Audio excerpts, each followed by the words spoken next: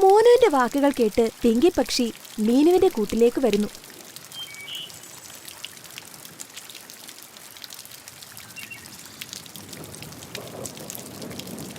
അവളുടെ മുട്ടകളും തന്റെ കൂട്ടിൽ കൊണ്ടുവന്ന് 5 മുട്ടകളെയും അമ്മയെപ്പോലെ പരിപാലിക്കുന്നു.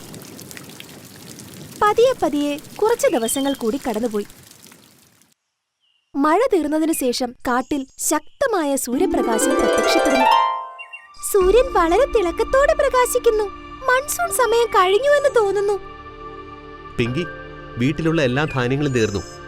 നീ മുട്ടകളെ സംരക്ഷിക്ക്. ഞാൻ പോയി ആഹാരത്തിനുള്ള ഏർപ്പാടുകൾ ചെയ്യാം.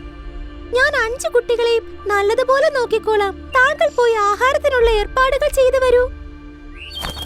മോനു കൂടെ വിട്ട് ഭക്ഷണം തേടി വളരെ ദൂരം വന്നു. മുൻപ് ബ്ലാക്ക്ബെറി മരത്തിലുണ്ടായിരുന്ന പഴങ്ങളിൽ നിന്നായിരുന്നു നമ്മുടെ ഭക്ഷണം കിട്ടിയിരുന്നത്. പക്ഷെ ഇപ്പോൾ ബ്ലാക്ക്ബെറിയുടെ സീസണൊക്കെ കഴിഞ്ഞിരിക്കുന്നു. എന്ത് ചെയ്യുമെന്ന് ഒരെത്തും പിടിയും കിട്ടുന്നില്ല. പിങ്കിയും ഒരുപാട് ദിവസങ്ങളായി ആഹാരം പോലും കഴിച്ചിട്ടില്ല. ഇന്നെനിക്ക് ആഹാരത്തിനുള്ള എന്തെങ്കിലും ഏർപ്പാട് കണ്ടെത്തണം. കുറച്ചു സമയത്തിന് ശേഷം മോനു കാട്ടിലൊരിടത്ത് ധാരാളം ധാന്യങ്ങൾ ചിതറിക്കിടക്കുന്നത് കണ്ടു. ആരേ വാ, ഇത്രയും ധാരാളം ധാന്യങ്ങളോ? എന്റെ അന്വേഷണം അവസാനിച്ചു എന്ന് തോന്നുന്നു. മോനു ധാന്യങ്ങൾ തിന്നു തുടങ്ങിയ ഉടനെ വേട്ടക്കാരുടെ കെടി വന്ന് മോനുവിനെ അതിൽ കുടുക്കുന്നു.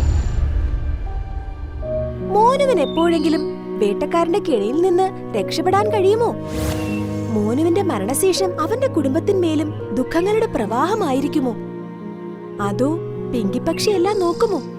കൂടുതൽ അറിയാൻ കഥയുടെ അടുത്ത ഭാഗം